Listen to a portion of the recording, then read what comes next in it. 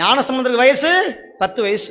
நல்ல பால் மனம் மாறாத குஞ்சம் போட்டு சடை பின்னி கையில் தங்க கிண்ணம் ஏந்தி ஜல் ஜல் நடந்து வர்றார் செங்காட்டங்குடி. ஞானசம்பந்தர் வந்தார், ஞானசம்பந்தர் வந்தார், ஞானசம்பந்தர். ஒரே ஊரெல்லாம் திருவிழா கோலம். அங்கிருந்து சிறு தொண்டர் ஓடி போய் 2 காலையும் பிடிச்சுக்கிட்டாராம். உன்ன மாதிரி ஒரு தொண்டு செய்கிறவன் தன் தோளில் பிள்ளை 3 வயசு பிள்ளை, 3 வயசு சீராளருக்கு, அப்போ தான் குழந்தை 3 வயசு. எனக்கு 3 வயசாக இருக்கும்போது தானே நான் ஞானப்பாலை சாப்பிட்டேன். இதே சித்திரை மாதம் திருவாதிரை நட்சத்திரத்தன்னைக்கு வர்ற 26ஆம் தேதி.